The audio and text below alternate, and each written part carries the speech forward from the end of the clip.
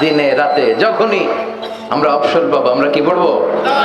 লা ইলাহা ইল্লাল্লাহ। আর সবকিছু করবো একজনের খুশির জন্য, তিনি কে? আল্লাহর খুশির জন্য করলেই ওই কাজে আপনি সওয়াব পাবেন। আর লোক দেখানো মানসিকতা নিয়ে যদি আমরা কোনো ইবাদত করি, সওয়াব পাওয়া যাবে? মানুষকে দেখাতে যদি আমরা সালাত পড়ি, মানুষকে দেখানোর জন্য যদি রোজা করি, মানুষকে দেখানোর জন্য যদি দাড়ি রাখি, মানুষকে দেখানোর জন্য যদি হজ করি, জিকির করি, দান করি, এটার কোনো দাম আছে? কথা বলেন। মিজানের পাল্লায় এটারে উঠাই দিলে এটার কোনো ওজনই হবে না। নাউজুবিল্লাহ পড়ি। আর আপনি আল্লাহর খুশির জন্য সামান্য ইবাদত করেছেন, সামান্য, যত সামান্য, এই সামান্য ইবাদত করে মিজানের পাল্লায় উঠিয়ে দিলে এটারে উহুদ পাহাড়ের সমান ওজন করে দিবে কে? আবার আল্লাহর কাছে সবচাইতে প্রিয় আমল ওইটা যেটা মানুষ কন্টিনিউয়াসলি করে। আহাব্বুল আ'মালি ইলাল্লাহি আদওয়ামুহা ওয়া ইন কাল্লা। যদিও পরিমাণে কম হয়, প্রতিনিয়ত যেই কাজটা বান্দারা করে ওই কাজটা আল্লাহ বেশি পছন্দ করে। সুবহানাল্লাহ পড়েন। এক রাতে এশকের ঠেলায় সারা রাত তাহাজ্জুদ পড়ছেন, আর সারা বছর এক রাতেও নাই, এরকম আছে না নাই? হ্যাঁ, কদরের রাতে খালি তাহাজ্জুদ, সারা বছর আর পড়ে না। এটা আল্লাহর কাছে বেশি প্রিয় নয়, বরং প্রতি রাতে একটু সময় সুযোগ করে 2 রাকাত 4 রাকাত, এটা আল্লাহ বেশি পছন্দ করে। এজন্য আমরা যা করব আল্লাহর খুশির জন্য করব। মারামারি করলেও, কথা বলেন, বিশ্বনবীর জীবনে মারামারি আছে না নাই? তবে এটা ইসলামের পক্ষে। মাক্কি জীবনে উনি শুধু মার খেয়েছেন, মার দেন নাই। কথা বলেন। তায়েফের ময়দানে পাথরের আঘাত খেলেন।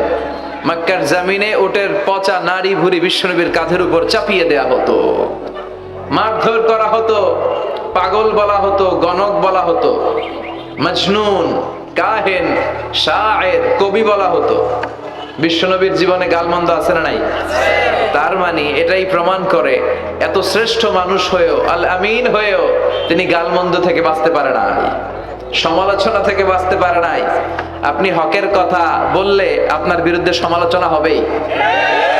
যেই গাছের মধ্যে ফল আছে ওই গাছেই ঢিল ছোড়া হয়, যে আম গাছে আম নাই ওইটাতে কেউ ঢিল ছোড়ে না। আপনি যদি হকের পক্ষে থাকেন, আপনি হকের পক্ষে আছেন না নাই? কিভাবে বুঝবেন? যদি আপনার গালমন্দ করে, আপনার পিছু পিছু যদি লাগে, আপনার সমালোচনা যদি শুরু হয়ে যায়, বাতিলের তীর অন্য কোথাও না যে যদি আপনার বুকে এসে বিধে, বুঝতে হবে আপনি বাতিল নন, আপনি হক। চিল্লা এখন ঠিক কিনা? ইমাম ইবনে তাইমিয়াকে জিজ্ঞেস করা হয়েছিল, হক দল কোনটা, চিনব কি করে? ইমাম ইবনে তাইমিয়া বললেন, হক দল কোনটা এটা আমরা চিনতে ভুল করলেও বাতিলরা ভুল করে না। বাতিলরা যেই দলের দিকে তীর ছোড়ে, সমালোচনার তীরবান ছোড়ে, জুলুম, নির্যাতন, অত্যাচার, জেল, জরিমানা দিয়ে তাদের জীবনটাকে জাহান্নাম করে দেয়, তারাই হকের উপর দণ্ডায়মান আছে, এটা তোমরা ভেবে নিবা। বিশ্বনবীরও গালি দিত, আমাদেরকেও দেয়, আছে না নাই? বিশ্বনবীরে গালি দিত কবি বলে, আমগরে গালি দেয় কাঠমোল্লা বলে। বিশ্বনবীরে গালি দেয় পাগল বলে, আমাদেরকে গালি দেয় রাজাকার বলে। বিশ্বনবীরে গালি দেয় মাজনুন বলে, আমাদেরকে গালি দেয় যুদ্ধাপরাধী বলে। যুগে যুগে এই গালিগালাজ আছে না নাই? কিন্তু যারা ইসলামের পক্ষের শক্তি, এগুলো কি কাঠমোল্লা বললো না রাজাকার বললো, এগুলো দেখার সময় তাদের নাই। তারা ভয় পায় একজনকে, তিনি কে? আল্লাহর কাছে যে মাথাটা নত হয়, পৃথিবীর কারো কাছে ওই মাথা নত হয় না। আমাদের স্বপ্ন যে আমরা বাংলাদেশে ইসলামকে বিজয়ী শক্তি হিসেবে দেখতে চাই। কালিমার পতাকা সংসদ ভবনে শোভা পাবে, আমরা চাই কি চাই না? লা ইলাহার পতাকা বাংলাদেশের প্রতিটা জেলায় শোভা পাক, আমরা চাই কি চাই না? ফিরআউন বাঁচতে পারে নাই, নমরুদ বাঁচতে পারে নাই, আবু জাহেল বাঁচতে পারে নাই, এখনো যারা জুলুম করে এরাও বেঁচে থাকতে পারবে না, অসম্ভব। জুলুম যারা করে তাদের পক্ষে আল্লাহর কোনো সাহায্য নাই। আর যারা মজলুম, যাদের রক্ত জমিনে লাগে, ওদেরকে আকাশ থেকে সাহায্য পাঠায় কে? এজন্য মজলুমদের ভরসার একটা জায়গা হচ্ছে আমার রব। চিল্লায় বলেন ঠিক কিনা? এজন্য আমরা আল্লাহর কাছে কামনা করি, আল্লাহ মৃত্যু যখন হবেই তুমি শাহাদাতের মৃত্যু দিও। বিশ্বনবী সব সময় দোয়া করতেন, আল্লাহ তুমি শাহাদাতের মৃত্যু দাও। সাইয়েদনা ওমর ফারুক দোয়া করতেন, আল্লাহুম্মা রযুকনা শাহাদাতান ফি সাবিলিক ওয়াল মাউতা ফি বালাদি রাসূলিক। হে আল্লাহ তুমি আমাকে শাহাদাতের মৃত্যু দাও, আর বিশ্বনবীর এই মদিনার বুকে আমার শেষ নিঃশ্বাস ত্যাগ করার সুযোগ করে দাও। ওনার দোয়াটা কবুল করে নিল কে? আল্লাহ। উনি নামাজে সালাতে ইমামতি করা অবস্থায় আবু লুলু আল মাজুসি নামক এক অগ্নি উপাসকের ছুরিকাঘাতে নিহত হয়েছে। শাহাদাতের মৃত্যু, সুবহানাল্লাহ পড়ে। আমাকে শহীদ করে সেই মিছিলে শামিল করে নিও, যে মিছিলের নেতা মীর হামজা খুবাইবে খাব্বাব। আল্লাহর কাছে ছিল অতি প্রিয়, শামিল করে নিও আমাকে শহীদ করে সেই মিছিলে শামিল করে নিও। পড়ি আমিন। বিশ্বনবী বললেন, শাহাদাতের তামান্না যার হৃদয়ে নাই সে মুমিন হতে পারে না, সে মুনাফিক। মুমিনের সব সময় শাহাদাতের তামান্না থাকবে। আপনি যদি সব সময় শাহাদাতের দোয়া করেন, তামান্না করেন, তাহলে আপনি ডায়রিয়া আক্রান্ত হয়ে বিছানায় শুয়ে শুয়ে মারা গেল, শহীদদের কাতারে আপনার নাম তুলে দিবে কে? এজন্য আমরা শহীদ হতে চাই। কি হতে চাই? আমরা মৃত্যুরে ভয় পাই না। মৃত্যু কোথায় আমরা খুঁজে বেড়াই, চিল্লাই এখন ঠিক কিনা? কাফির মুশরিক দিনে মরে 10 বার, জীবনে মরে 1000 বার। মুমিন একবার মরে, মরার আগে হুঙ্কার দিয়ে মরে। এজন্য কালিমায় যারা বিশ্বাসী, আল্লাহর উপর যাদের আস্থা, তাদের কোনো ভয় নাই। তাদের সহায় কে? আল্লাহ। আমরা যেন সব সময় আল্লাহর উপর ভরসা করতে পারি। আল্লাহ তৌফিক দাও। আল্লাহ তোমার উপর তাওয়াক্কুল করে যেন চলতে পারি, তুমি তৌফিক দাও। আমার খুতবার শুরুতে সূরাতু আন-নাজিআত থেকে 3টা আয়াত তেলাওয়াত করেছি। আয়াত নাম্বার 42, আয়াত নাম্বার 43, আয়াত নাম্বার 44। এই আয়াতে আল্লাহ তাআলা বলছেন, হে নবী, লোকেরা আপনাকে কিয়ামতের ব্যাপারে জিজ্ঞেস করে, আপনি কিয়ামতের ব্যাপারে কি বলবেন? আপনি তো কিছু জানেন না এই ব্যাপারে। এই ব্যাপারে জানে কে? আল্লাহ। বিশ্বনবী যখন মক্কার জমিনে কিয়ামতের ব্যাপারে বারবার মক্কার লোকদেরকে সাবধান করতে শুরু করলো যে এই দিন দিন না, আরো দিন আছে, এই দিনটাই দিন নয়, বিশাল একটা জগৎ পড়ে আছে, সেটা শুরু হবে কিয়ামত দিয়ে, সব লন্ডভন্ড হয়ে যাবে। তখন লোকেরা বিশ্বনবীকে জিজ্ঞেস করতে শুরু করলো, মুহাম্মদ সাল্লাল্লাহু আলাইহি ওয়াসাল্লাম, এই যে তুমি কিয়ামতের কথা বলো, এটা কবে হবে? ইয়াসআলুনাকা আনিস সাআতি আইয়ানা মুরসাহা ফীমা আনতা মিন যিকরাহা ইলা রাব্বিকা মুনতাহাহা। সুবহানাল্লাহ পড়েন। ও নবী, লোকেরা আপনারা জিজ্ঞেস করে কিয়ামত কবে হবে, কিন্তু কবে হবে এটা আপনি কেমন করে বলবেন? এটা তো আপনি জানেন না, গোটা বিশ্বের কেউ জানে না, জানে একজন, তিনি কে? They are asking about the day of resurrection. People are asking you about Qiyamah. Who are you to talk anything about it? Only Allah has the final word regarding Qiyamah. অনবী, লোকেরা আপনারা কিয়ামত কবে হবে খালি ধরে জিজ্ঞেস করে, তো এই ব্যাপারে আপনি কথা বলবেন কি করে? এই ব্যাপারে কোনো জ্ঞান তো আমি আপনাই দেইনি। কিয়ামত কবে হবে এটা জানি শুধুমাত্র আমি আল্লাহ। চিল্লায় বলেন ঠিক কিনা? বিশ্বনবী মক্কায় কিয়ামতের ঘোষণা দিলেন। বিশ্বনবী বললেন, এই পৃথিবী এরকম থাকবে না, সব ভেঙে চুরে খান খান হয়ে যাবে। আল কারিআতু মাল কারিআতু ওয়া মা আদরাকা মাল কারিআ। বিকট একটা আওয়াজ হবে, ইসরাফিল যখন সিংহায় ফুৎকার দিবে, গোটা বিশ্বটারে মেসাকার করে দিবে কে? আবার বিশ্বনবী শোনাতে লাগলেন, ইদা জুলজিলাতিল আরদু জিলজালাহা ওয়া আখরাজাতিল আরদু আসফালাহা। বিশ্বনবী বললেন, সেদিন পৃথিবীটা কেঁপে উঠবে, মহা ভূমিকম্প হবে। জমিনের ভেতরে যা আছে, তেলের খনি, গ্যাসের খনি, স্বর্ণের খনি, সবকিছু জমিনটা বমি করে বের করে দিবে। আবার বিষ্ণু বলতে লাগলেন, ইদা রুজ্জাতিল আরদু রাজ্জাও ওয়া বুসাতিল জিবালু বাসসা। সুবহানাল্লাহ পড়ে। জমিনটা কেঁপে উঠবে, পাহাড়গুলো ভেঙে চুড়ে দুমড়ে মুচড়ে যাবে, গোটা বিশ্বটা কেঁপে উঠবে, সাগরের বুকে দাউ দাউ করে আগুন জ্বলবে। সেই দিনটা হচ্ছে কিয়ামতের দিন। বিশ্বনবীর মুখ থেকে বারবার বারবার বারবার এই কিয়ামত কিয়ামত শুনতে শুনতে কাফেরদের মনের ভিতরে ভয় ঢুকে গেছে। কাফেররা মনে মনে কয়, এই মুহাম্মদের তো কোনোদিন মিথ্যা কথা বলতে শুনি নাই। শুনছে? বিশ্বনবী ওনার পুরো জীবনে একটি মিথ্যা কথা বলেছেন? একটি অসত্য কথাও তিনি বলেছেন? ওদের মনের ভিতরে ভয় ঢুকে গেছে, কিরে মুহাম্মদ যা বলে তাই তো হয়। এই যে মোহাম্মদ বারবার বারবার কিয়ামতের কথা বলতেছে, যদি সত্য হয়, যদি, চলো মোহাম্মদের জিজ্ঞেস করি যে এই যে কিয়ামতের কথা তুমি বলো, এটা কবে হবে? সুবহানাল্লাহ পড়বেন না? সবাই এসে জিজ্ঞেস করলো, মোহাম্মদ তুমি তো মিথ্যা বলো না, তুমি সত্যবাদী আর সাদিক আল আমিন, তুমি বলো কিয়ামত হবে, আমাদের জানতে বড় মন চায় কিয়ামত যে হবে, কিয়ামতটা কবে হবে? আল্লাহ তখনই আয়াত নাজিল করে বললেন, নবী ওরা জিজ্ঞেস করে কিয়ামত কবে হবে, কিন্তু আপনি বলবেন কেমনে? বলতে পারে একজন, তিনি কে? ইন্নাস সাআতা লাআতিয়াতুন লা রাইবা ফিহা ওয়ালাকিন্না আকসারান নাসি লা ইউমিনুন। আল্লাহ বললেন কিয়ামতটা হবেই হবে, এতে কোনো সন্দেহ নাই। সন্দেহ আছে নাকি? এটা কিন্তু ঈমানের সাথে সম্পৃক্ত। কিয়ামত যে হবে, আমাদের কারো সন্দেহ আছে? কারো সন্দেহ নেই। কারো কি এমন ক্ষমতা আছে যে কিয়ামতকে আটকায় দিবে? বলেন। পৃথিবীর কোন প্রধানমন্ত্রী, প্রেসিডেন্ট, পুলিশ প্রধান, র্যাবের প্রধান, বিডিআর, সেনাবাহিনী, Donald Trump, Barack Obama, George W Bush, Vladimir Putin, Narendra Modi, পৃথিবীর কেউ এই কিয়ামতকে আটকায় রাখতে পারে?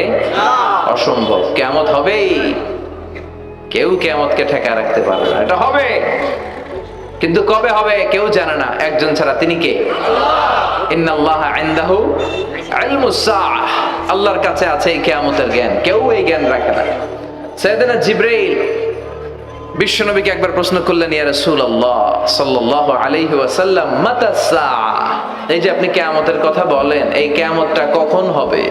বিশ্বনবী বললেন, মাল মাসউলু আনহা বিআ'লামা মিনাস সাইল। ও জিবরাইল, তুমি যেমনি জানো না, আমিও জানি না। সুবহানাল্লাহ পড়ে। যারা জিজ্ঞেস করা হয়েছে সে জিজ্ঞাসাকারীর চেয়ে ভালো জানে না। মানে তোমার যা দশা আমারও একই দশা, তুমিও জানো না, আমিও জানি না, তো জানে কে? আল্লাহ। আবার এক সাহাবী বললেন, ইয়া রাসূলুল্লাহ মাতাস সাআ, কিয়ামত কবে হবে? বিশ্বনবী কোন উত্তর না দিয়ে আবার সাহাবীরে প্রশ্ন করলেন, বললেন, ওয়া মাযা আ'দাতা লিস-সাআ, কিয়ামত কবে হবে জানার জন্য পাগল হলে কেন? কিয়ামতের জন্য তুমি কি প্রস্তুত করে রেখেছো? সাহাবী বলে, মা আ'দাতু লাহা শাইআন ইয়া রাসূলুল্লাহ, ইয়া রাসূলুল্লাহ আমি কিয়ামতের জন্য কিছুই প্রস্তুত করতে পারি নাই। ইল্লা আন্নী উহিব্বুল্লাহ ওয়া রাসূলুহু, তবে একটা জিনিস আছে, সেটা কি? সেটা হচ্ছে আমি আল্লাহরে আর আল্লাহর রাসূলরে বড় ভালোবাসি। বিশ্বনবী বললেন, ফাইন্নাকা মা আমান আহবাবতা, তুমি তো ভালো জিনিসে জোগাড় করেছো। জেনে রাখো, তুমি যাদেরকে ভালোবাসো কিয়ামতের দিন জান্নাতে ঢুকে কিয়ামতের পরে জান্নাতে তাদের সাথেই তুমি থাকবা। যার সাথে যার ভালোবাসা, তার সাথেই তার জান্নাত। চিল্লায় বলেন ঠিক কি না? তাহলে বোঝা গেল এই কিয়ামত হবেই। এই কিয়ামতরে কেউ ঠেকায় রাখতে পারে না। আর কিয়ামত কবে হবে এটা কেউ জানেও না, এমনকি জিবরাইলও জানতেন না। সাইয়েদনা জিবরাইল, এমনকি বিশ্বনবী মুহাম্মদ রাসূলুল্লাহ সাল্লাল্লাহু আলাইহি ওয়াসাল্লামও জানতেন না। জানে শুধু একজন, তিনি কে? কিন্তু অনেকে দেখবেন ইদানিং কালে বলে ফেলে যে অমুক সালে কিয়ামত। আছে না নাই? বই করে নাই এগুলা? হ্যাঁ, অনেক জায়গায় কিন্তু এরকম বলে 25 সালে কিয়ামত, 30 সালে, 35, 40। এটা বলার ক্ষমতা আপনারে দিয়েছে কে? এটা তো মিনাল উমুর আল গায়বিয়াত, অদৃশ্যের খবর। অদৃশ্যের খবর তো কেউ জানে না, কে জানে? আল্লাহ। অদৃশ্যের খবরের ব্যাপারে কিছু বলতে চাওয়া মানে অদৃশ্যের ব্যাপারে হস্তক্ষেপ করে, এটা কুফরি। কথা বলেন। এজন্য কিয়ামত কবে হবে এক্সাক্ট টাইম আমরা কেউ জানি না, এটা আল্লাহ জানেন। বিশ্বনবীও জানতেন না। তবে বিশ্বনবী কিয়ামতের কিছু আলামত আমাদের সাথে শেয়ার করেছেন। হাদিসের পরতে পরতে, হাদিসের প্রামাণ্য কিতাবগুলোতে যখন আপনি পড়বেন, চ্যাপ্টারগুলোতে পড়বেন, বিভিন্ন জায়গায়, বিভিন্ন নসিহাতে, বিভিন্ন আলোচনায় বিশ্বনবী মুহাম্মদ রাসূলুল্লাহ তিনি বর্ণনা করেছেন যে কিয়ামতের আগ দিয়ে গোটা বিশ্বের, গোটা পৃথিবীর সামাজিক অবস্থা, রাষ্ট্রীয় অবস্থা, পারিবারিক অবস্থা এরকম হবে। কি কি আলামত বিশ্বনবী বলে গেলেন আমাদের জানার দরকার আছে না নাই? আমরাও কিন্তু অবাক করা কোনো কাণ্ড দেখলে বলে ফেলি এটা কিয়ামতের আলামত, বলি না? কথা বলে। আমরা যদি বেহায়াপনা দেখি, বিশেষ করে ধর্মপ্রাণ মুরব্বী যারা আছে, এরা বেহায়াপনা দেখলে সহ্য করতে পারে না। এরা বলে এগুলো কিয়ামতের আলামত। আছে না নাই? কিয়ামতের আলামত। আমি এরকম দেখেছি যে একটা সন্তান মায়ের পেট থেকে ভূমিষ্ঠ হয়েছে, কিন্তু ওই সন্তানের মাথা দুইটা। কয়টা আছে না নাই? তো এগুলো দেখলে আমরা কি বলি? কিয়ামতের আলামত। কিন্তু বিশ্বনবী কিয়ামতের আলামতের ব্যাপারে কি বললেন, আমাদের কি শোনালেন, জানতে মনে চায়? কথা বলেন, শুনতে মনে চায়? আসেন আজকের এই চমৎকার রজনীতে কিয়ামতের আলামতের ব্যাপারে, আলামাতুল কিয়ামা, আশরাতুস সাআ, আস-সুগরা ওয়াল কুবরা, এগুলো আমরা জানার চেষ্টা করি। আপনি বিশ্বনবীর মুখনিসৃত এই বাণীগুলো যদি শোনেন যে কিয়ামতের আলামতের ব্যাপারে বিশ্বনবী কি বলেছে, শুনলে আপনার গা শিহরিয়ে উঠবে। আপনার মনে হবে বিশ্বনবী যেন এই একবিংশ শতাব্দীর দিকে তাকিয়ে তাকিয়ে বলে গিয়েছিলেন। মনে হবে যেন বিশ্বনবী বাংলাদেশের এই পরিবেশটা দেখে দেখে বলেছেন। প্রায় প্রতিটাই আমাদের সমাজের সাথে, আমাদের দেশের সাথে, আমাদের পরিবেশের সাথে খাপ খেয়ে যায়। কিয়ামতের আলামতগুলো দুই ভাগে বিভক্ত। একটু আওয়াজ করে উত্তর দিতে হবে, কয় ভাগ? একটা ছোট আলামত আর একটা বড় আলামত। চিল্লায় বলেন, একটা আরেকটা, আবার বলেন একটা আরেকটা। বড় আলামত মোট 10টা। কয়টা? আল্লাহর মেহেরবানি 10টার একটাও প্রকাশ পায় নাই, একটাও প্রকাশ পায় নাই। কিন্তু কিয়ামতের ছোট আলামত গুলো অনেকগুলো আলামত, 30, 40, 35 এরকম হয়ে যাবে। এই ছোট আলামত গুলোর বেশিরভাগই আমাদের সমাজে প্রকাশিত হতে শুরু করেছে। যেগুলো হয় নাই এগুলো হওয়ার পথে, বেশিরভাগ সমাজে প্রকাশ পেয়ে গিয়েছে। আশরাতুস সাআ, আস-সুগরা ওয়াল কুবরা। আমরা আজকে কিয়ামতের ছোট আলামত, the minor signs of the day of judgement, কিয়ামত আসার আগ দিয়ে কি কি ছোট আলামত আমাদের সমাজে দেখা যাবে, এগুলো নিয়ে আমরা কিছু কথা শুনবো। আওয়াজ করে পড়েন ইনশাআল্লাহ। উদ্দেশ্য হচ্ছে এগুলো জেনে আমরা সচেতন হব। কি হব? আমরা আখিরাতের ব্যাপারে সচেতন হব এবং নিজেদেরকে গড়বো এবং আমলের পরিমাণ এমন ভাবে বাড়াবো যাতে আমাদের আখিরাতটা সুন্দর হয়। ঠিক কিনা? আমাদের অনেকেরই এই ইখলাস জিনিসটার খুব অভাব। এটা নাই, এটার ঘাটতি। আমরা আল্লাহর কাছে কামনা করি, আল্লাহ তুমি আমাদের হৃদয় ইখলাস দিয়ে পরিপূর্ণ করো। আল্লাহুম্মা রযুকনা ইখলাস, আল্লাহ তুমি আমাদেরকে ইখলাসকে রিজিক হিসেবে দাও। এই ইখলাসের নামে কোরআনে একটা সূরাও আছে না নাই? সূরার নাম কি? কুল হুয়াল্লাহু আল্লাহুস লাম ইয়ালিদ ওয়া লাম ইয়াকুল লাহু। এখানে আল্লাহ তাওহীদের কথা বলেছেন, ইখলাসের কথা বলেছেন। এজন্য আমরা যেন ইখলাসের সাথে শুনি, ইখলাসের সাথে আমল করি। আল্লাহ তুমি তৌফিক দাও। আমিন। বিশ্বনবী কিয়ামতের ছোট আলামতের ব্যাপারে যা যা বললেন, সেগুলো যদি আমরা ধারাবাহিকভাবে শুনতে চাই, তাহলে প্রথমেই যে আলামতটার কথা বলতে হবে সেটা হচ্ছে বিআসাতু রাসূলিল্লাহি সাল্লাল্লাহু আলাইহি ওয়াসাল্লাম। বিশ্বনবীর এই পৃথিবীতে, এই ধরাতে আগমনটাই হচ্ছে কিয়ামতের সর্বপ্রথম আলামত। সুবহানাল্লাহ কইতে পারলেন না? বিশ্বনবীর আগমন পৃথিবীতে হয়েছে কি হয় নাই? কথা বলেন। বিশ্বনবী যে আসছেন আবার চলে গেছেন, বিশ্বনবীর আগমনটা হয়ে গিয়েছে পৃথিবীতে কয় বছর চলে গেল? হ্যাঁ, প্রায় 1400-1500 বছর চলে গেল, এখনো কিয়ামত হয় নাই। সুবহানাল্লাহ পড়েন।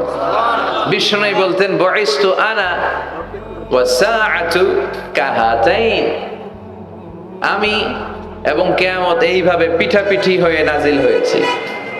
এই আঙ্গুল থেকে এই আঙ্গুলের মাঝখানে যেমনি তেমন কোনো ব্যবধান নাই, আমি বিশ্বনবী আর কিয়ামতের মাঝখানেও তেমন কোনো ব্যবধান নাই। বিশ্বনবী সাহাবাদেরকে বুঝাতে যে প্রায় এরকম আঙ্গুল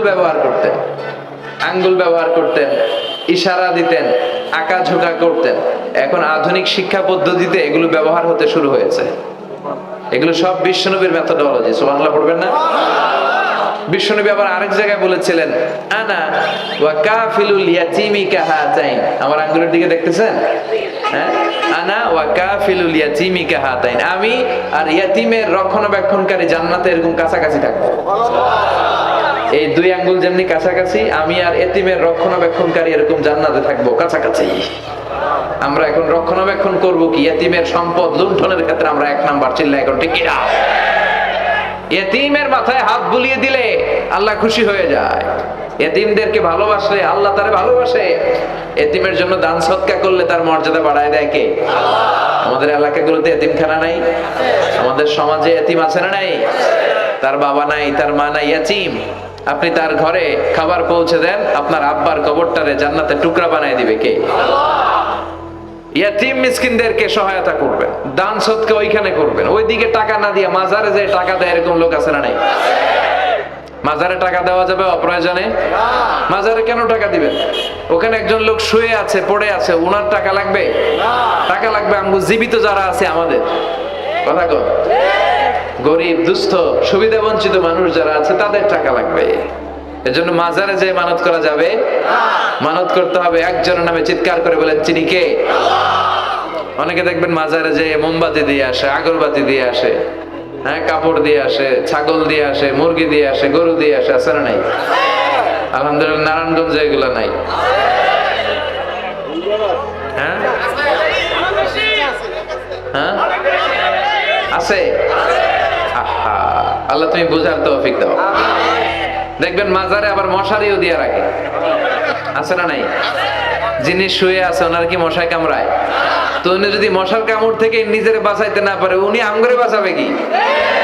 কথা বলেন। আবার দেখবেন অনেক ড্রাইভার অনেক মাজারের পাশ দিয়ে যখন যায় সে গাড়ি স্লো করে ফেলে। ড্রাইভারকে জিজ্ঞেস করেন যে তুমি স্লো করলা কেন, সে বলে এখানে বাবার মাজার, বাবা অনেক গরম, গাড়ি উল্টায়া দিবার পারে। কি করতে পারে? আচ্ছা, গাড়ি উল্টালে কি হয়? দুর্ঘটনা হয়, মানুষ মারা যায়। যারা মানুষ মারে এরা কি বাবা নাকি ডাকাত?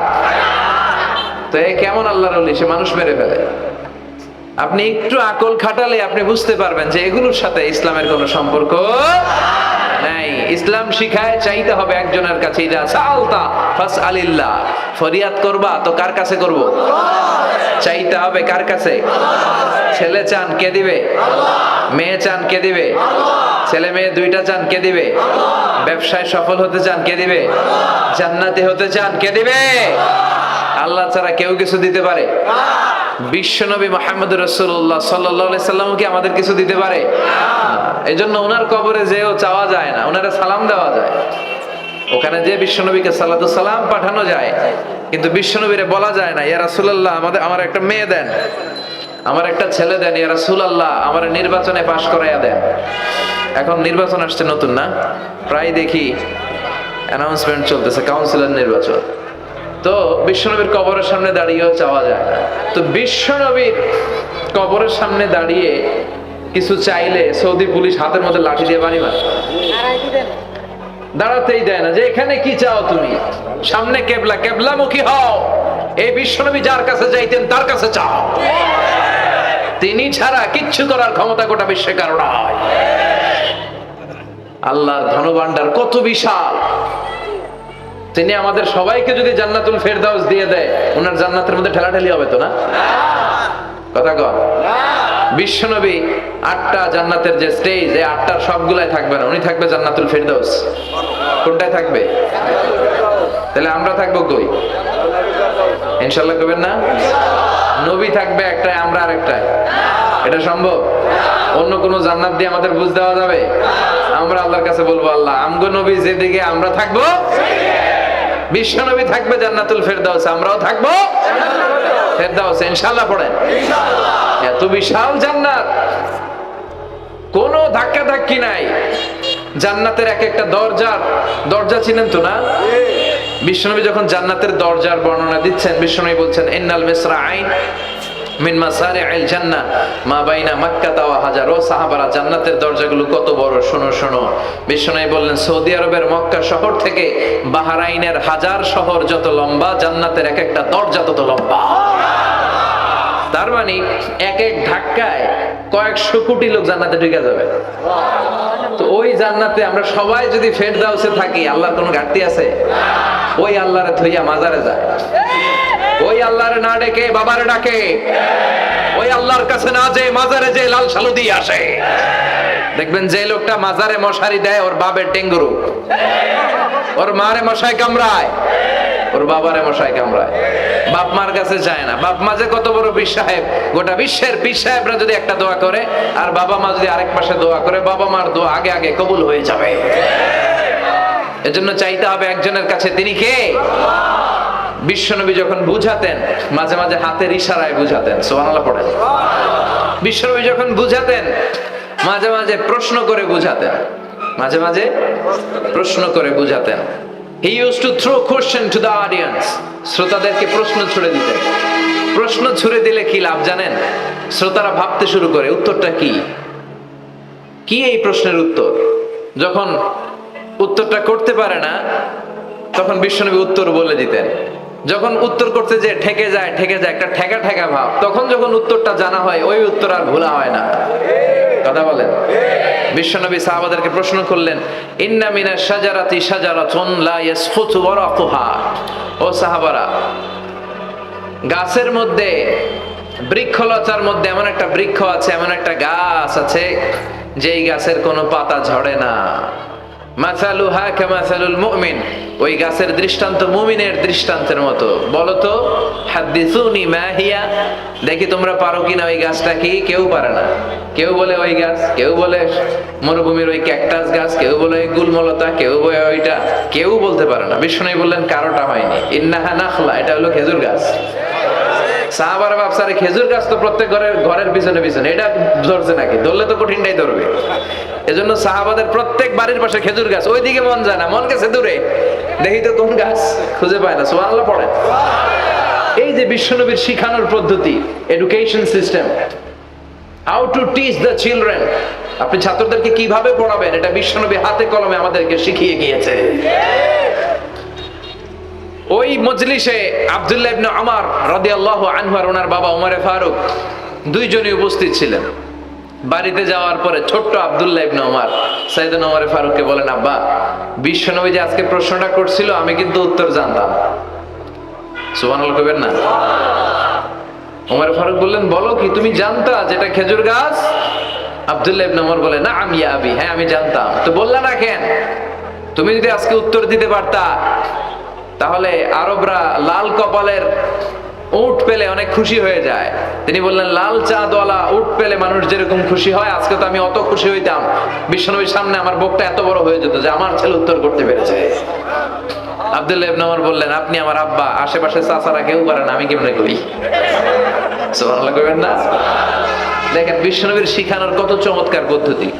তো সেই পদ্ধতির অংশ হিসেবে বিশ্বনবী এরকম আঙ্গুল দিয়ে ইঙ্গিত করতেন আর বলতেন, আনা ওয়া কাফিলুল ইয়াতীমি কাহাতাইন, আমি এবং ইয়াতীমের যত্ন যারা করে তারা জান্নাতে একসাথে এইভাবে থাকবো।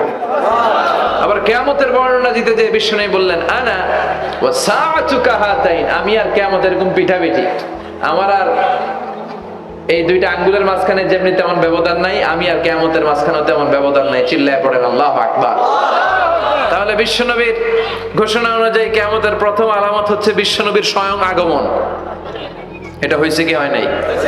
এরা হতে হেলে দুলে নুরানি তনুকে আসে হায়, সারা দুনিয়ার হেরে মেরে পর্দা খুলে খুলে চায়, সে যে আমার কামলিওয়ালা কামলিওয়ালা, তার ভাবে বিভোল রাঙা পায়ের তলে, পর্বত জঙ্গল টল মল টলে, খুরমা খেজুর বাদাম জাফরানি ফুল ঝরে ঝরে যায়, সে যে আমার কামলিওয়ালা কামলিওয়ালা।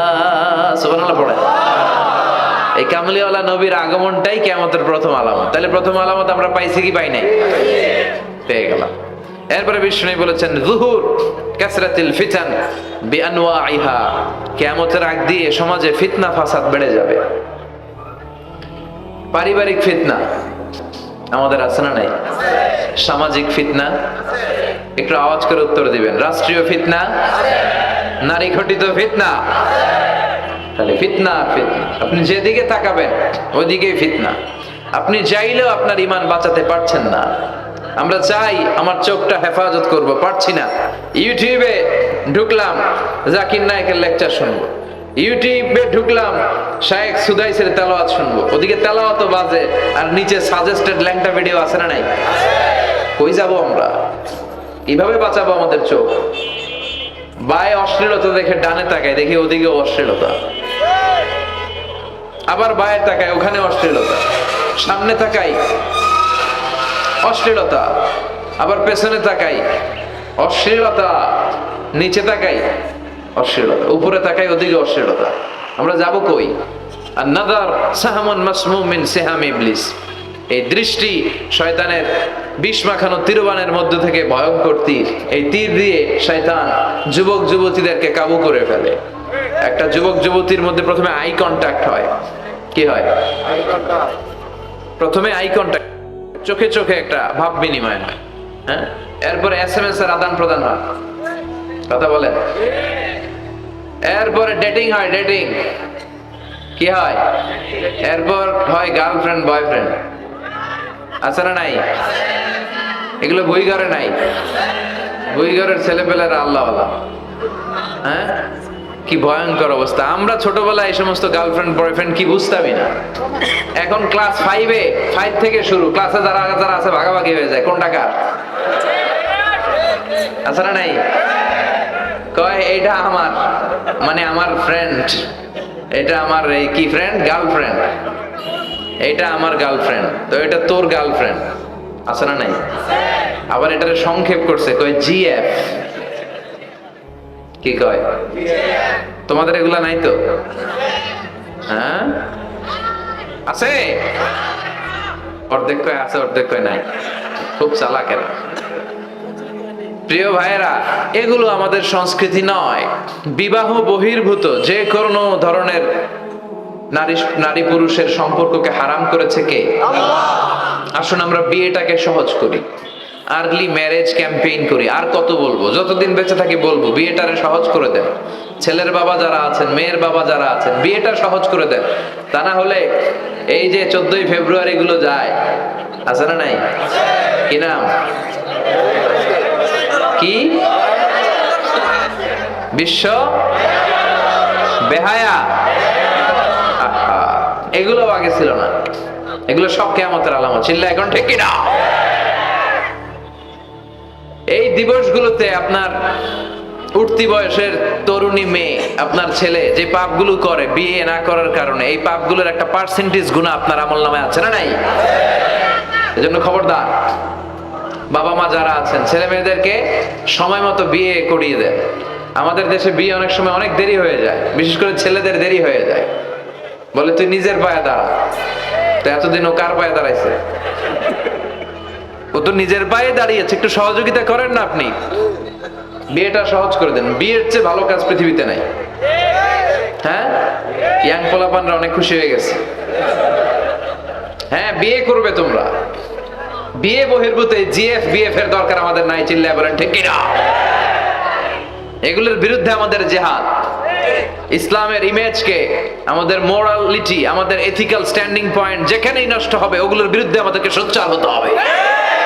এই নৈতিকতার অবক্ষয় হতে হতে এমন পর্যায়ে ঠেকেছে বাংলাদেশটা এখন জাহান্নামের টুকরা হয়ে গিয়েছে। এখন মেডিকেলের ডাস্টবিনে ছোট্ট ছোট্ট নবজাতক বাচ্চার লাশ পাওয়া যায়। এগুলো সব 14ই ফেব্রুয়ারি পালনের ফসল। এগুলোর সাথে মুসলমানদের কোনো সম্পর্ক থাকতে পারে না। এগুলো ইসলামের সাথে কোনো সম্পর্ক নাই। এগুলো হচ্ছে পাশ্চাত্য থেকে আমদানি করা, পার্শ্ববর্তী দেশ ভারত থেকে আমদানি করা। আমাদেরকে যে ইসলামের সুশীতল বাণী বিশ্বনবী শিখিয়েছেন, আমাদের জানিয়েছেন, দ্যাটস এনাফ ফর আস, এটাই আমাদের জন্য যথেষ্ট। এজন্য এই যুগটা হচ্ছে, বিশ্বনবী বললেন, ফিতনার যুগ। আখিরি জামানায় জ্বলন্ত আগুনের কয়লা নিয়ে হাতে রাখাটা সহজ হয়ে যাবে, কিন্তু ঈমান নিয়ে টিকে থাকা কঠিন হয়ে যাবে। আপনি চাইলেও ভালো থাকতে পারবেন না, আপনি হকের কথা চাইলেও বলতে পারবেন না। ঝুঁকি আছে না নাই? গুম আছে না নাই? ক্রস ফায়ার আছে না নাই? কে কোন দিক দিয়ে গুম টেরি পাওয়া যাবে না। কিন্তু এই হকের রাস্তা আমরা ছাড়বো না। বিশ্বনবী বললেন, ফিতনা বেড়ে যাবে। আপনি হক হালাল মেনটেন করতে চান, কিন্তু পারবেন না। আপনি ঘুষ খাবেন না, কি হবে? টেবিলের নিচ দিয়া ঘুষ, উপর দিয়া ঘুষ, সব জায়গায় ঘুষ।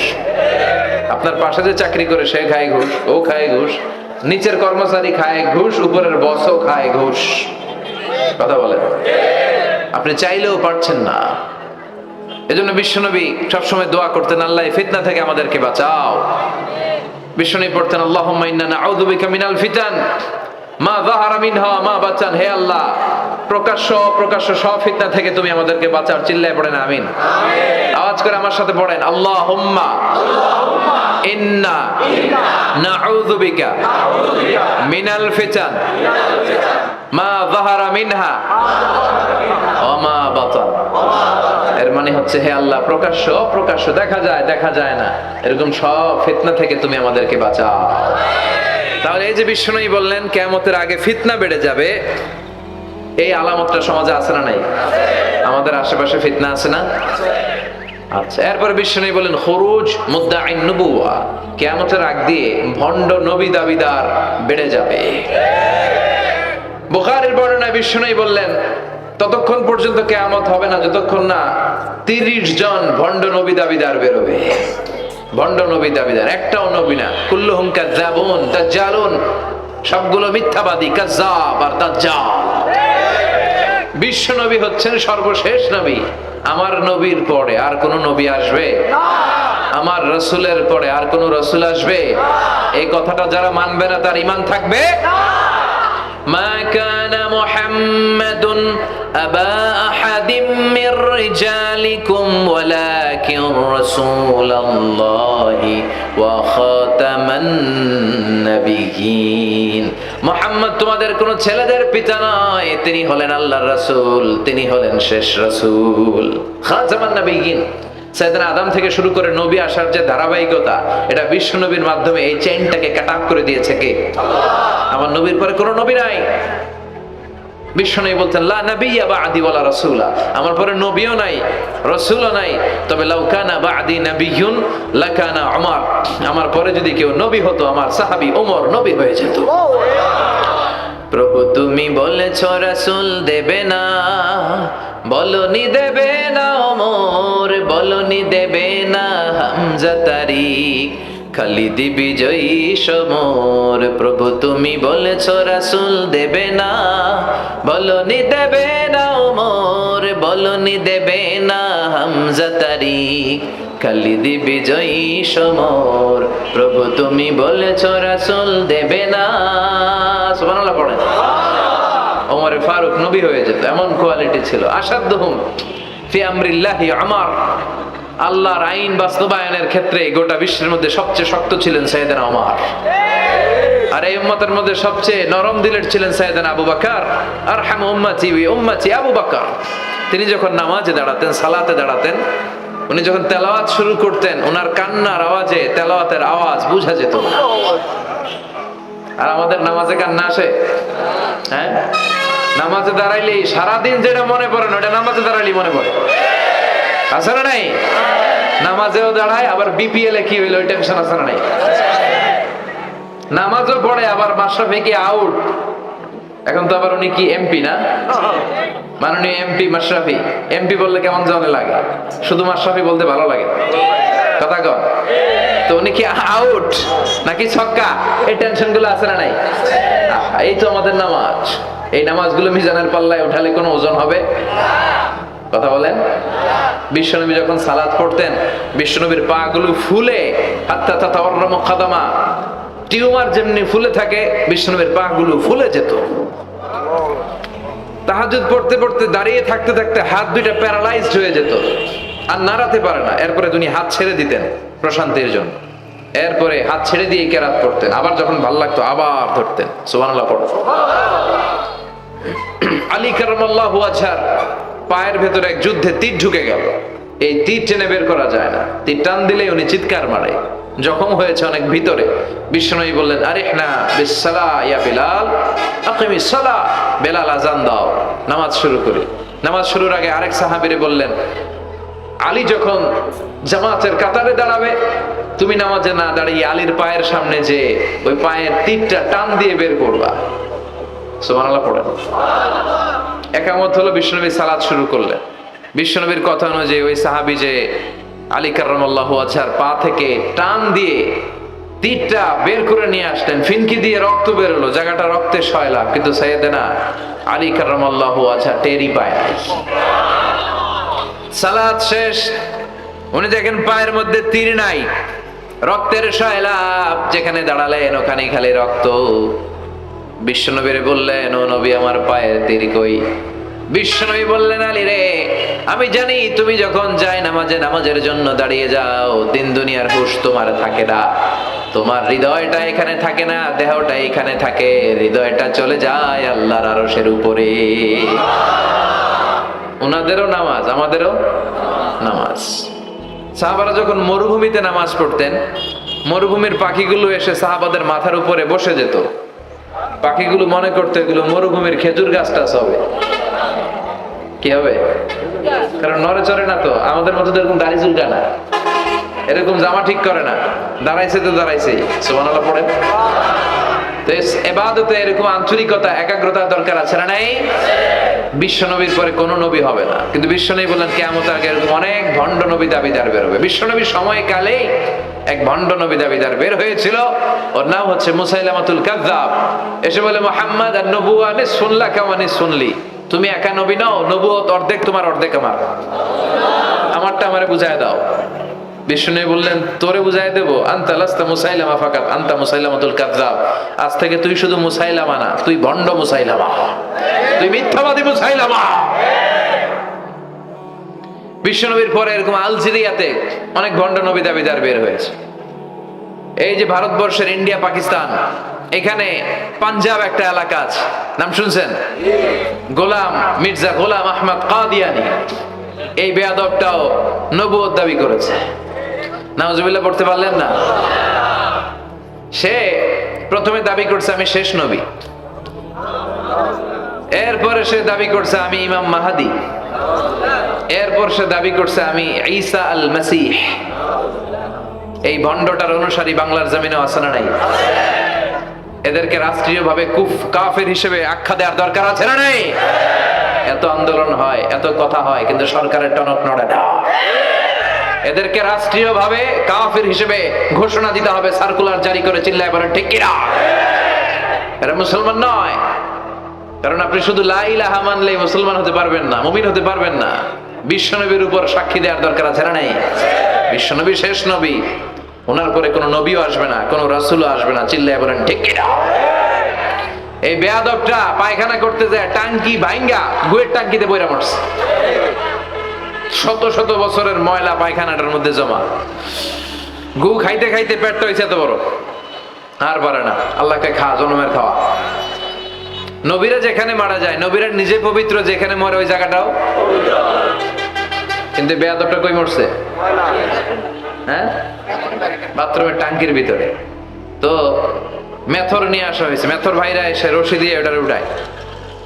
কিছু দূর ওঠার পরে এত ওজন, রশি ভাঙ্গে আবার দবাস করে পড়ে, আবার উঠায়, আবার পরে আল্লাহকে জনমের মতো ঘু খাইয়া নেয়।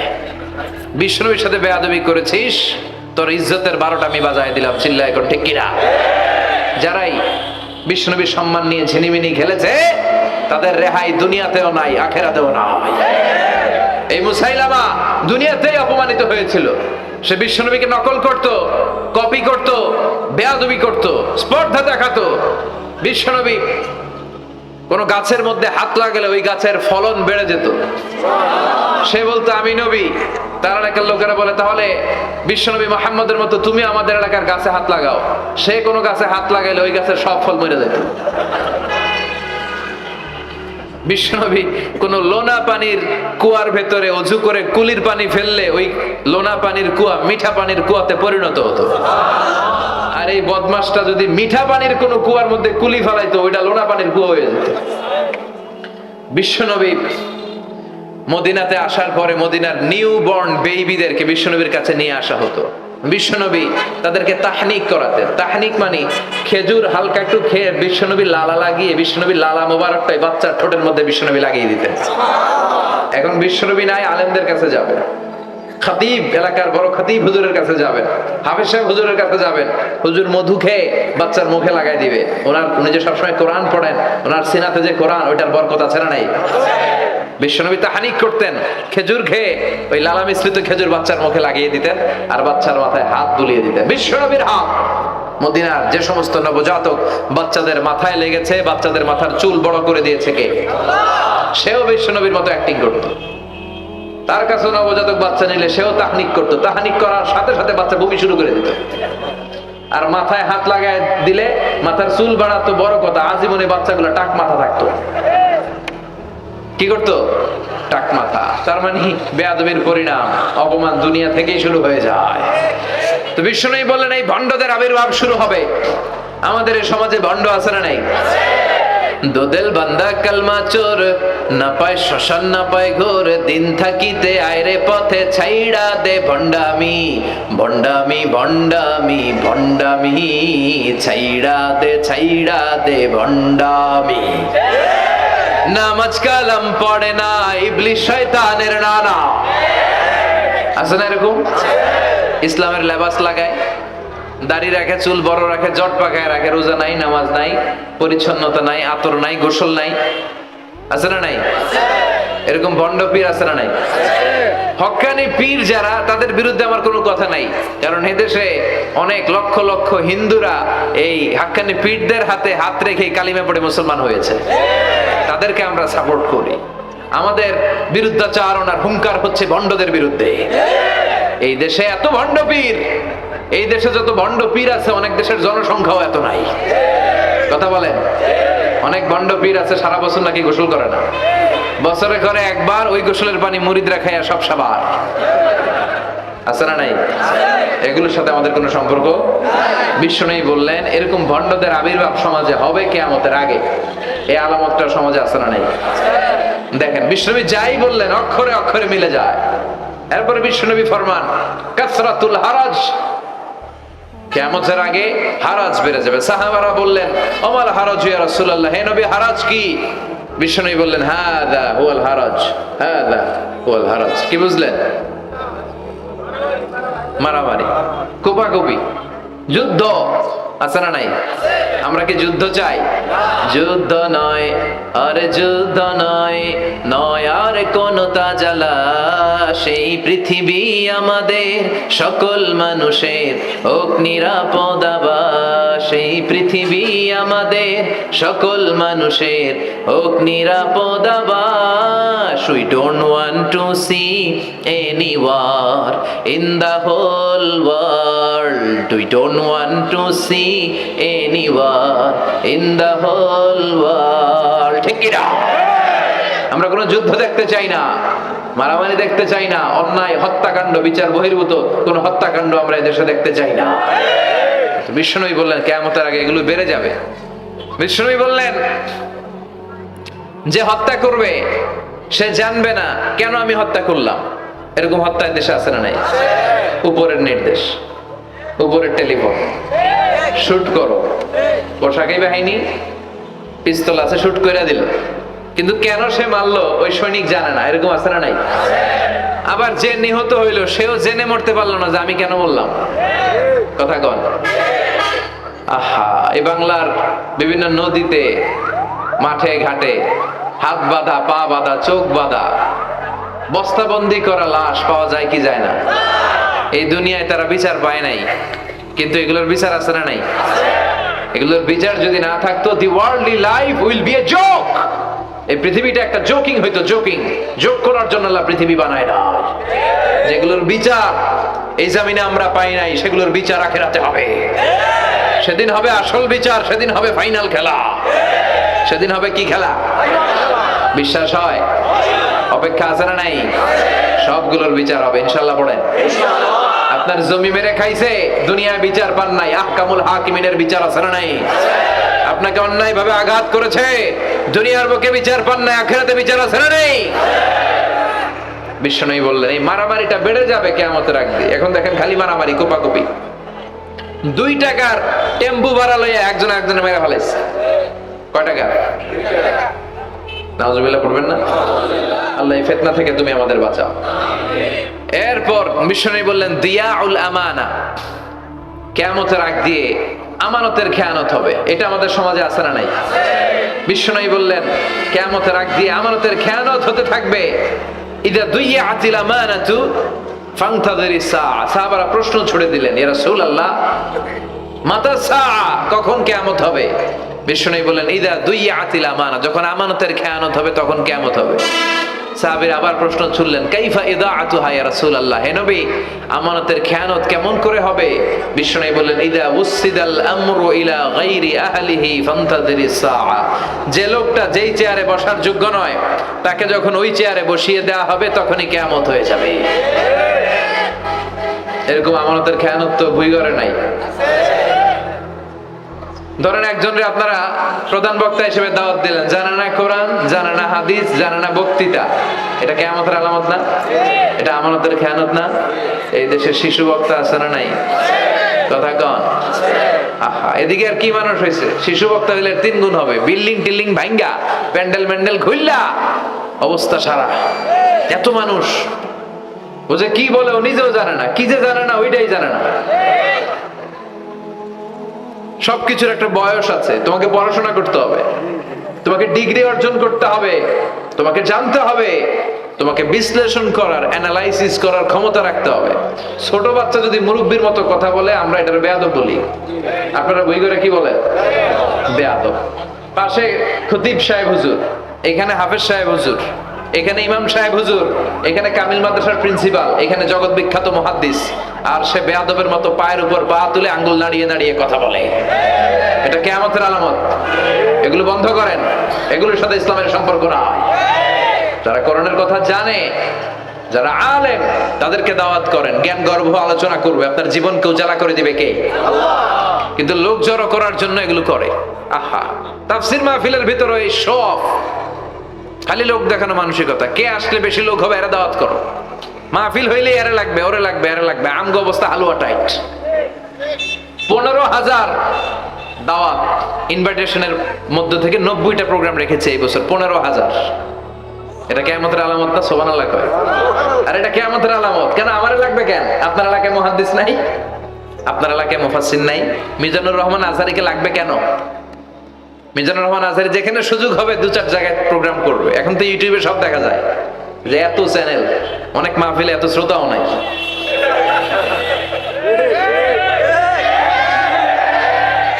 কথা কন। এখন কোথাও যেতে পারি না। আজকে এয়ারপোর্ট থেকে আসার পথে, এয়ারপোর্ট থেকে বের হইতে লাগতেছে আধা ঘন্টা। লোকজনের দাবি হচ্ছে হুজুর সেলফি তুলবো, সেলফি তুলবো, তাও বিভিন্ন অঙ্গভঙ্গি করে, এরকম মুখ বাঁকা করে, এরকম হাত বাঁকা করে। আমি বললাম কি স্টাইল? এটা গ্যাংনম স্টাইল। আছে না নাই? তো এগুলো লৌকিকতা যেন না হয়। এটা তো দিনের দাওয়াতের একটা সেক্টর, একটা প্ল্যাটফর্ম। এখানে ভুইঘরের যিনি সবচেয়ে বড় খতিব সাহেব হুজুর, উনি আসলেই চলবে। বড় আলেম উনি আসলেই চলবে। পাবনা জেলার বড় আলেম পাবনায় কথা বলবে, আর অন্যান্য জেলার যদি সুযোগ হয়। কিন্তু এমন ভাবে এটারে আমরা একটা আক্রমণাত্মক জায়গায় নিয়েছি। একটা ডেটের জন্য মানুষ সিআইপি ভিআইপি দিয়ে ট্রাই করে, এটা ঠিক না। এই টেন্ডেন্সি থেকে আমরা যেন বেরিয়ে আসি। আমরা, আমাদের দরকার ইখলাস। কি দরকার? ইখলাসের বড় অভাব। আবার মাহফিলে গেলে আমাদেরকে অনেক ক্রাইটেরিয়া দেয়, বলে হুজুর আপনার কিন্তু আজকে কাঁপাইতে হবে। আমি আসছি কোরআন থেকে কথা বলতে, এখানে কাঁপাকাঁপি হলে তো ভূমিকম্প হয়ে যাবে। কথা বলে। আবার বলে হুজুর আপনার কিন্তু আজকে জমাই দিয়ে যাইতে হবে। কি করতে হবে? জমাইতে হবে। তো এগুলোর সাথে ইখলাসের কোনো সম্পর্ক আছে? আবার বলে হুজুর কেউ যেন না ওঠে, আপনার কিন্তু ধরে রাখতে হবে, মানে আমনে করে সবাইরে ধরে রাখতে হবে, পাও ধরে। তো থাকেন, এগুলোর সাথে হেদায়েতের কোনো সম্পর্ক। এজন্যই তো সমাজে হেদায়েত নাই। মাহফিলের পরে মাহফিল হয়, ফজরের নামাজটা ঠিকমতো হয় না। হেদায়েত শূন্য, হেদায়েত নাই, ইখলাস নাই। কি উদ্দেশ্যে শুনতেছি এটা যেন খেয়াল করে আমল করতে পারে, এই টেন্ডেন্সিটা নাই। আসুন আমরা একটু থামি। স্টপ, থামেন, অনেক হয়েছে। আন্না ইসলাম কি বলে, কি শিখাতে চায়, কি বুঝাতে চায়, ওইটা বোঝার চেষ্টা করেন, ওইভাবে মানার চেষ্টা করেন। কে কি বললো দেখার দরকার নাই, এত লোক জড়ো হওয়ার দরকার নাই। আজকে যদি চ্যানেল একটাও না থাকতো, 10 জন বসে যদি আমার কথা শুনতো, কোনো সমস্যা আছে? কথা বলেন। এজন্য হেদায়েতটা সবচেয়ে বেশি জরুরি, ইখলাসটা জরুরি, আল্লাহর প্রতি ভয়, আস্থা, ভালোবাসা, এটা বেশি জরুরি। আল্লাহ তুমি ইখলাস দিয়ে আমাদের হৃদয়টাকে পূর্ণ করো।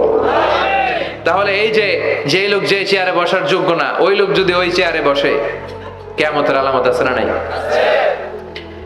চেয়ারম্যান হওয়ার যোগ্যতা যদি না থাকে, যদি চেয়ারম্যান হয়ে যায়,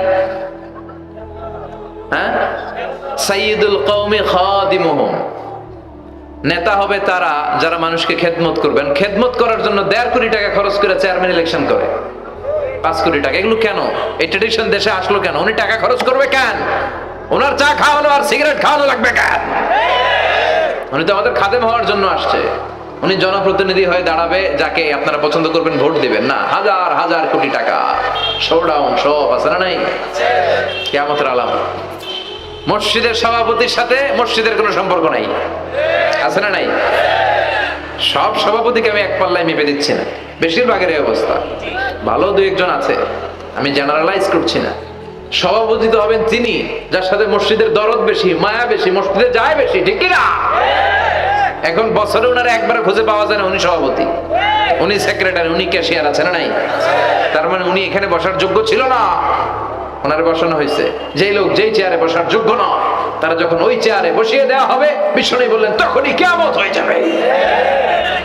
কিয়ামতের আলামত আমানতের খেয়ানত, এটা অনেক বড় বিষয়। আমার সম্পদ আছে, এই সম্পদটা আল্লাহর দেয়া আমার কাছে আমানত। আমার শক্তি আছে, এই শক্তি আমানত। যুবক যারা আছো, তোমাদের যৌবনটা আল্লাহর দেয়া, তোমাদের কাছে সবচেয়ে বড় নেয়ামত এবং আমানত। তোমরা এখন চাইলে অনেক কিছু করতে পারো। তোমাদের একটা সদিচ্ছা তোমাদের এলাকাটারে জান্নাতি বানিয়ে দিতে পারে। তোমরা চাইলে সাগরের স্রোতকে পাল্টে দিতে পারো, বাতাসের গতিকে উল্টে দিতে পারো, তোমরা ইতিহাস রচনা করতে পারো। বিশ্বনবী যখন তোমাদের মতো যুবক ছিল, তিনি হালাফুল ফুদুল যুব সংঘ করেছেন। গানের কনসার্ট করে নাই, যাত্রাপালা করে নাই, নাচানাচি করে নাই। উনি হাতে হাত রেখে বলেছেন মক্কার বুকে কোনো টেন্ডারবাজি থাকবে না, মক্কার জমিনে কোনো চাঁদাবাজি থাকবে না, ধর্ষণ থাকবে না, মক্কার জমিনে কোনো দুর্নীতি চলবে না। যুবকদেরকে নিয়ে উনি এই কাজগুলো করেছেন। এখন একটার পর একটা আমানত আমরা খেয়ানত করে চলি। আমার সম্পদ আমার আমানত, আমার ছেলে মেয়ে আমার আমানত। আমার ছেলে কার সাথে মিশে, ও ডিশের কোন চ্যানেল দেখে, ও ইউটিউবে কোন সাইট ব্রাউজ করে, এটার ব্যাপারে কিয়ামতের দিন আমার জিজ্ঞেস করবে কে? আল্লাহ। কারণ এটা আমানত। যিনি চেয়ারম্যান, পুরো ইউনিয়ন পরিষদ তার কাঁধে আমানত। যিনি এমপি, ওনার এলাকায় কি ঘটে না ঘটে এটা খোঁজ খবর নেওয়া তার আমানত। মেম্বার অফ দ্য পার্লামেন্ট যিনি আছেন এই এলাকার, তার এলাকায় যদি ইয়াবার আড্ডা বসে, গাঞ্জার আসর বসে, এটার তার দায়ভার তিনি এড়াতে পারেন না। তার এলাকায় ধর্ষণ হলে এটার দায়ভার তিনি এড়াতে পারেন না। এটা তো আমানত। যিনি মন্ত্রী, পুরো মন্ত্রণালয় এটা তার কাঁধে আমানত। যিনি মাননীয় প্রধানমন্ত্রী, আমার 56,000 বর্গ মাইলের প্রতিটা ইঞ্চি মাটি তার হাতে আমানত। এটা অনেক বড় বিষয়। আর মুমিনের বৈশিষ্ট্য হচ্ছে ওয়াল্লাযীনা হুম লিআমানাতিহিম ওয়া আহদিহিম রাউন। যারা বিশ্বাসী তারা কথা দিয়ে কথা রাখে আর আমানতের খেয়ানত করে না। এজন্য আমানত পূর্ণ করতে রাজি আছেন? যেখানেই আমানত নষ্ট হবে সেখানেই কিয়ামতের ভয় আছে না নাই?